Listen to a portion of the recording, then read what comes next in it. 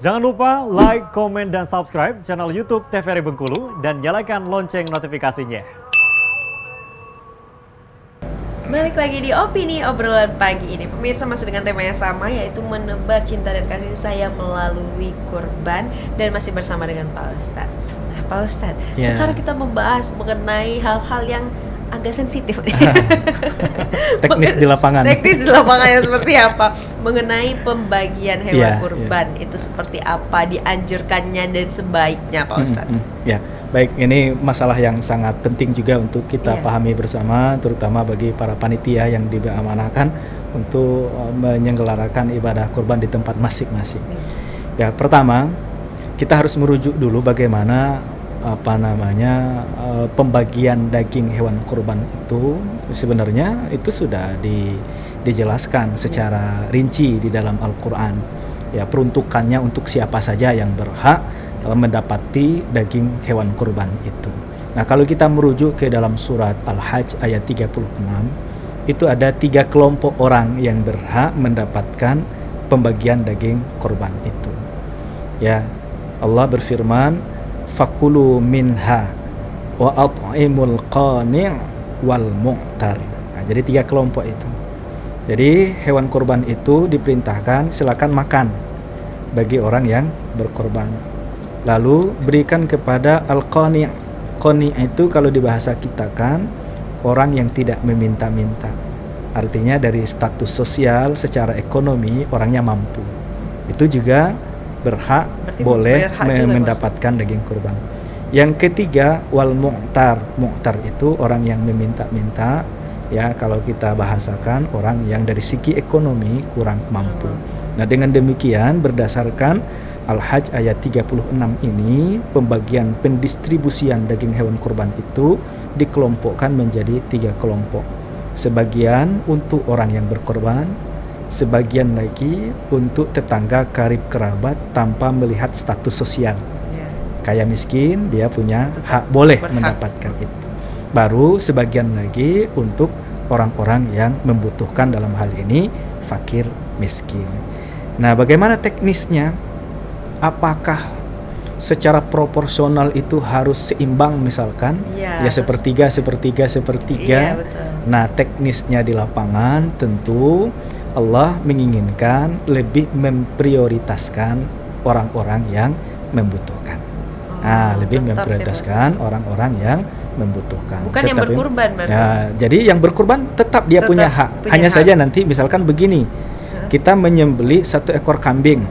Setelah dipotong-potong, dagingnya sudah selesai, ditimbang, dari seekor kambing itu dapat 15 kilo.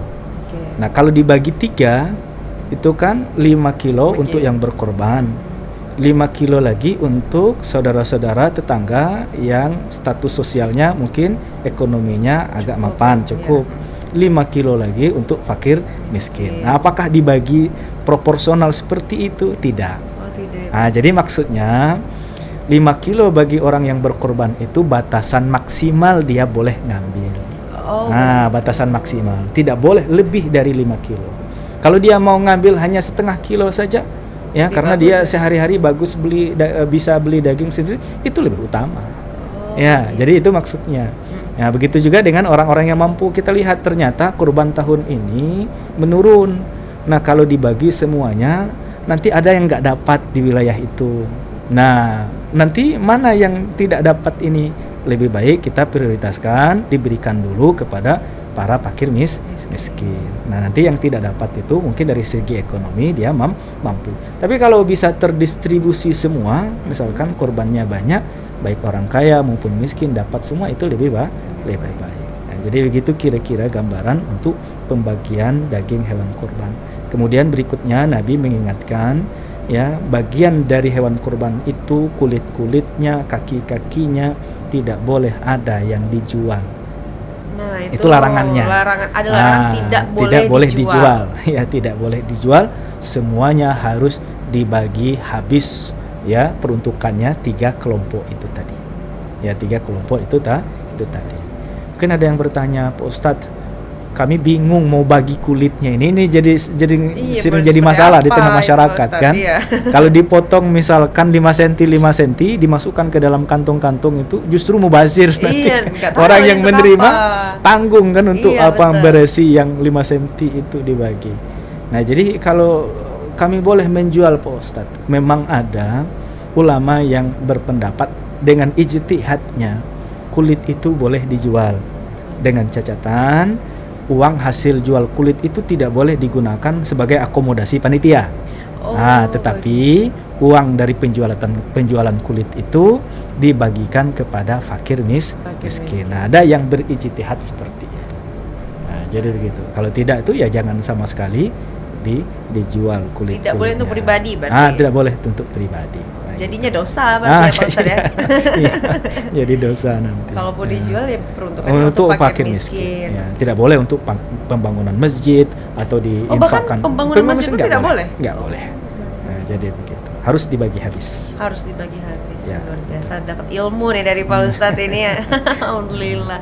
Nah, dan berkurban pun juga hewan yang disembelih harus yang jantan ya Pak Ustadz. Jadi hewan yang disembelih itu ada ketentuannya. Oh, ada pula Ada ketentuannya kriterianya. nih. Ada kriterianya seperti apa itu Pak Ustadz? Ya, jadi yang pertama berkorban itu dalam bentuk bahimah. Bahimah itu kaki 4 yang bisa diternak.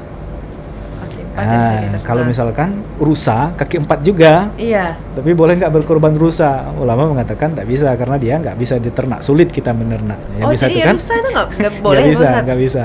Karena sulit diternak, beda dengan kambing, Iya. domba atau apa namanya sapi, kerbau, unta. Nah itu hewan-hewan ternak yang biasa kita pelihara. Jadi jenisnya bahima, hewan kaki 4 yang diternakkan.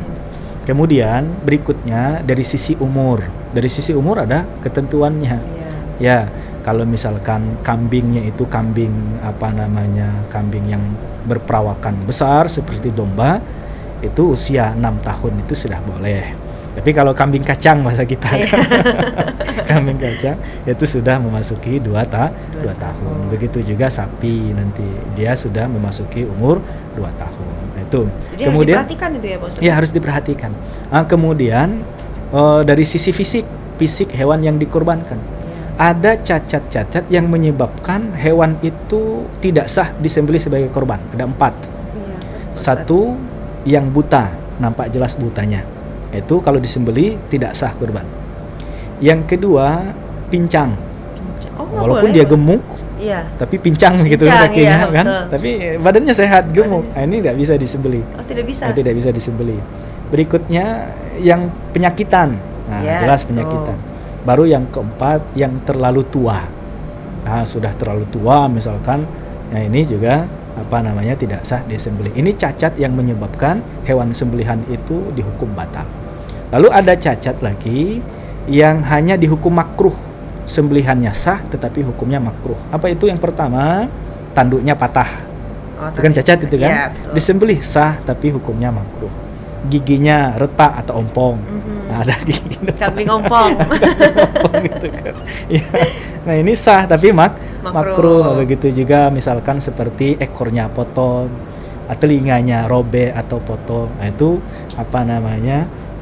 Cacat-cacat yang sifatnya sekunder, tapi kalau disembelih itu masih boleh. masih Nah, boleh. cuman kurang sempurna. Nah, artinya hewan kurban itu harus dipilih yang paling sempurna Karena untuk untuk beribadah persembahan kita bersemangat kepada pada Allah. Betul sekali.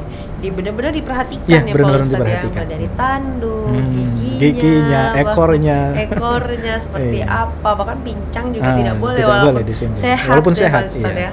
Kalau itu memang jelas-jelas tidak boleh berarti kalau pincang, buta, Ya, kemudian sakit, ya tulang-tulang tuang gitu. udah tua juga, rentak enggak. Bercanda ya. Oh begitu. Jadi memang ada aturan, ketentuannya. ada ketentuannya dan itu juga nanti akan dicek biasanya Dicek, Pak Ustadz ya. ya, melalui panitia Panitianya. kurban. Nah, mengenai pembagian tadi nih Pak Ustadz, kan sering juga nih ada sentimen-sentimen biasanya di masyarakat. Nih kalau panitia nih pasti dapatnya banyak nih. Biasanya ada yang begitu ya Pak Ustadz ya. Betul. Nah, itu tuh bagaimana si Pak Ustadz sebagai panitia kurban Betul, juga ya. ketentuan dan juga hukumnya harusnya seperti apa, baiknya seperti apa? Ya.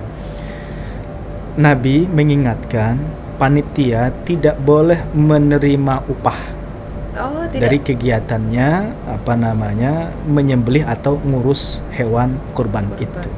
Yaitu dalam tanda ada. Artinya kalau panitia itu mendapatkan bagian atas nama upah itu tidak boleh. Terus bagaimana sudah bekerja kok nggak dapat gitu Iya, kan? maksudnya nggak dapat lebih kan nggak berarti? dapat. Nah, jadi panitia itu mendapati daging tersebut karena dia masuk ke dalam salah satu dari 3 golongan tadi. Oh. Ya, kalau pengorban mungkin dia tidak termasuk sebagai orang berkorban, mungkin masuk 2 itu. Ya, golongan kedua itu kan tetangga kiri kanan tanpa lihat status sosial, dia punya Iya. berhak situ dan sepertiga. Kemudian golongan ketiga yang fakir miskin sepertiga. Nah, jadi yang diperoleh oleh panitia itu dihitung sebagai bagian yang sepertiga yang sudah ditetapkan itu. Artinya sama aja yang sama didapatkan. saja. Ya, jangan menganggap sebagai upah. Oh, jangan. Nah, artinya kan sering di tengah masyarakat kalau panitia korbannya kuponnya 2 misalkan. Iya. Ya. Kupon yang dibagi rata ke warga setempat, lalu kupon panitia. Itu boleh-boleh saja kita anggap kupon panitia itu tadi masuk ke dalam bagian sepertiga yang memang ya panitia Juga bukan berhak. panitia pun juga berhak. Iya. Nah, logikanya begitu. Yang tidak panitia saja secara ekonomi dia mampu, dia berhak. Nah, apalagi dia panitia. Nah, jadi logikanya ke sana. Hanya saja dalam tanda kutip jangan diniatkan lebih dari kupon itu sebagai upah. Upah. Nah, Oh, gitu. begitu. Baik. Ya. Pak Ustadz, sekarang kita jeda dulu, nanti lanjutkan Ya, lagi ya. ya Pak Ustadz ya. Siap, Untuk pemirsa jangan kemana-mana, tetaplah bersama kami di Opini Obrolan Pagi ini.